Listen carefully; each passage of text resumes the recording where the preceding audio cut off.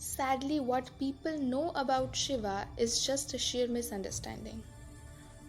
Shiva is Nirgun. In this state, he is formless, and the whole universe and the creation lies in the pervasiveness of Shiva. Shiva is Shaguna. Shiva is the entire universe, and his ansh is present in the tree, the insect, the animals, male and female, and the whole creation. In this state, though all forms arise out of him, yet no form can describe him. He remains the causeless cause of all causes.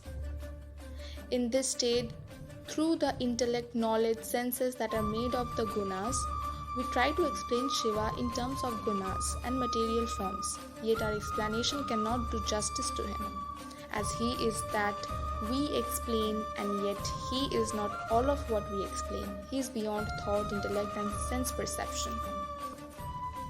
Why Shiva should be high on drugs is completely baseless. Because no Puran, Veda, or scriptures talk of chillam, drugs, etc., is associated with Shiva, and the pictures are a fiction of human imagination. Many people take bhang as the prasad of Shiva. This is a total misconception.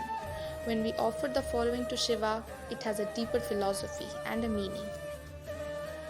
Offering bhang to Shiva is symbolically saying this: O Mahadev, I offer all intoxication within me to you in the form of bhang.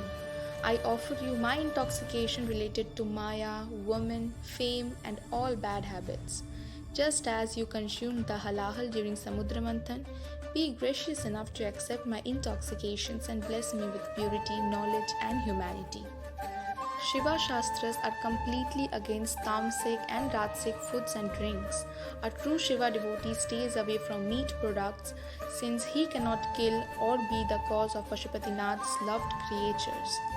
Shiva devotees also avoid alcohol and smoking. As for the Nagas, their Aghor Shastra is totally misunderstood.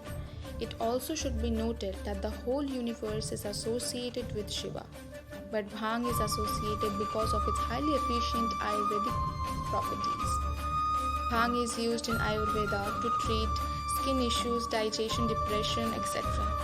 But perhaps most importantly, Ayurveda prohibits overuse of bhang. The Indian subcontinent has abused bhang.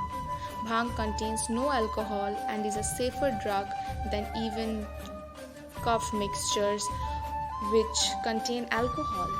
Also, the bhang pratha is followed primarily in the north. South Indians do not proclaim Bhole ka prasad and get high on it. Too much of anything is bad, be it bhang, salt, sugar, or excessive lovemaking.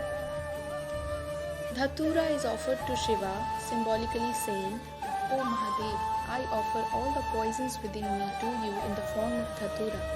You alone are Vishdhari, and I seek your grace to get rid of the poison of jealousy, fear, competition, foul language, and unkind nature. Bestow upon me a pure and benevolent nature. Offering milk to Shiva is symbolically saying, O Mahadev, I offer milk so as to be graced by a Shweta character, mind, and spirit just as a milk. Yogurt comes from milk, but it can never be converted back into milk.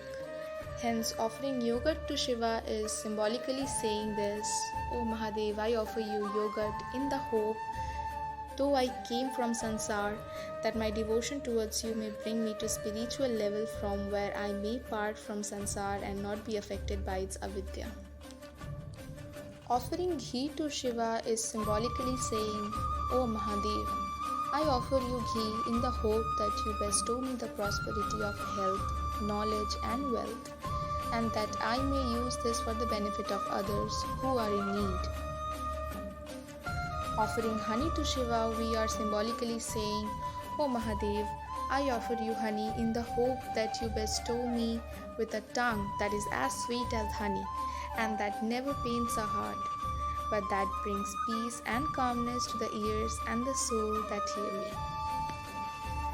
Offering sugar to Shiva is symbolically saying, O Mahadev, I offer sugar to you in the hope that you make every cell of my body as a crystal of sugar, sweet enough to dissolve all the bitterness. So, Shiva is a Shuddha Tattva in the Turiya state, nothing to do with hideousness. Har Har Mahadev.